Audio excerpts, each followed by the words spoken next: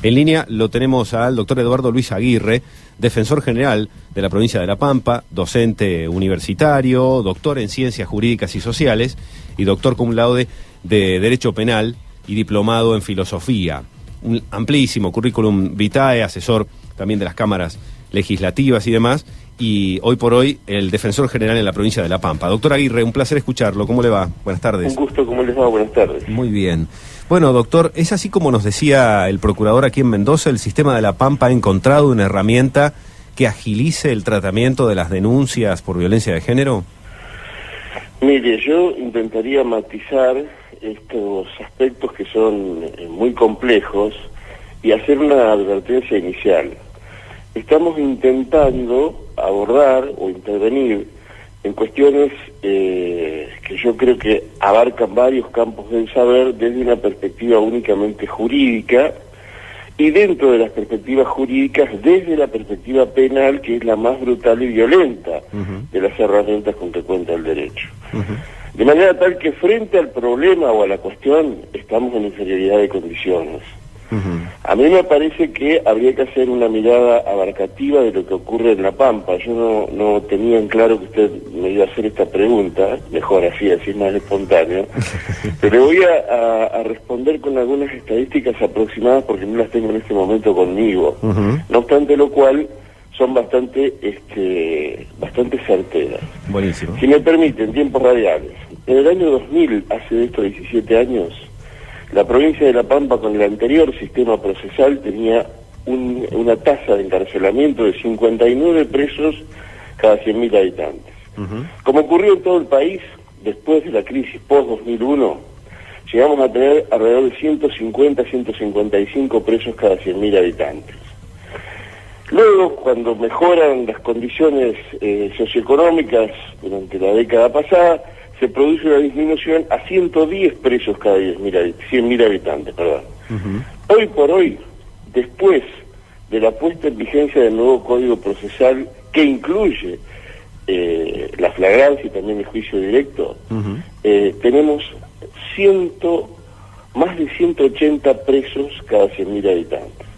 Esto nosotros desde la defensa pública lo habíamos estimado, lo habíamos proyectado desde el año 2012, donde señalábamos que de seguirse con esa tendencia inflacionaria de presos, se iba a lograr un aumento del 58,62% de reclusos en 4 años. Pasados 5 años, esa especulación no solamente se reveló cierta, sino que se quedó corta.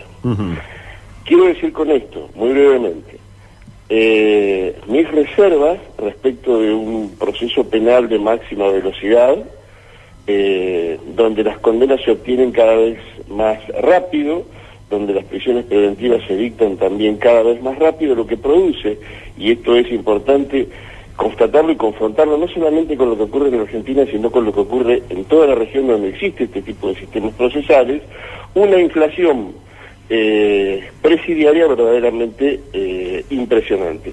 El dato que le voy a dar no es actual. El año pasado, los presos preventivos de la ciudad de Santa Rosa, el 20% eran presos con prisión preventiva por delitos de violencia de género. Y yo me quiero referir, si usted me permite, muy brevemente a una cuestión a la cual hacía referencia al principio. La cuestión de la violencia contra las mujeres no es una cuestión que pueda ser abordada únicamente desde el sistema penal. Penal, claro. Creo que es una cuestión muchísimo más compleja. Hay autoras como Rita Segato, que ha trabajado mucho y muy bien la complejidad de esta temática, definiéndola como una guerra contra las mujeres. Donde hay crímenes del poder que tienen una naturaleza distinta que el resto de los delitos comunes a los cuales se aboca habitualmente el sistema penal. En función de esas características diferentes, mi opinión es que hay que darle también un sistema de abordaje diferente. Y acá en La Pampa, a pesar de que la ley 26485 estipula que el agresor tiene que ser sometido a abordajes y tratamientos, eso no se está cumpliendo. Y si usted analiza lo que ocurre en la mayoría de las provincias del país, la realidad es bastante similar. Y además quisiera decirle lo siguiente, el procedimiento de flagrancia tiene una historia, no lo inventamos en la Argentina. Sí. Tiene una historia en el derecho comparado, hay que remontarse a esa historia, hay que ver cuáles son los ideales operantes, cuál es la ideología de ese instrumento, y tener en cuenta una cuestión que a mí me parece que es fundamental: ¿cuántos presos queremos tener en la Argentina? ¿Por qué me hago esta pregunta?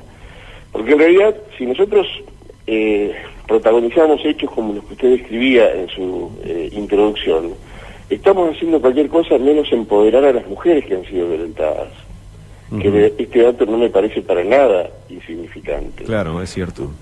Usted puede proyectar una cifra de detenidos en cualquier condición, condenados mediante el sistema de flagrancia o en prisión preventiva, como usted mencionaba hace un rato, pero en cualquiera de las dos condiciones, lo que no va a remover es un proceso de absoluta falta de empoderamiento de las mujeres frente a un ataque sistemático del tipo del que describía Segato y yo intentaba evocar hace unos minutos. De verdad que me parece que es un tema muy complejo, muy complicado, en el que el sistema penal, lejos de dar respuestas satisfactorias, lo complejiza más todavía.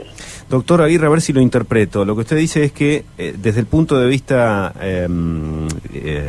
hipotético, potencial, sí, lo que se intenta hacer con la flagrancia o con los juicios abreviados, procesos sí, acelerados, sí, puede sonar bien, aunque a usted le parece incompleto, pero en la práctica no se han convertido en una solución, sino más bien en una especie de lavada de manos del sistema judicial para procesar rápido y resolver la situación procesal de los denunciados por violencia de género.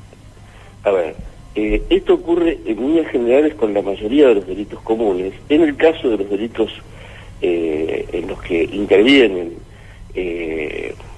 este concepto de violencia de género, se repite la misma lógica, y evidentemente la misma lógica es una lógica punitivista de mayor aceleración de los tiempos procesales, que obtiene, con necesario entrecomillado, respuestas celeras, respuestas rápidas, pero que esas respuestas son siempre la punición.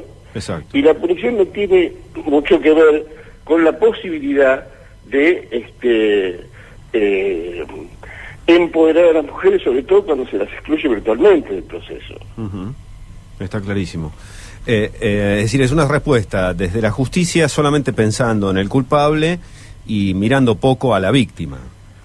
Sí, pensando más en un clamor y en una necesidad de dar respuestas simples a un problema complejo. ¿Y qué herramientas se pueden encontrar, doctor Aguirre, para empoderar a la mujer?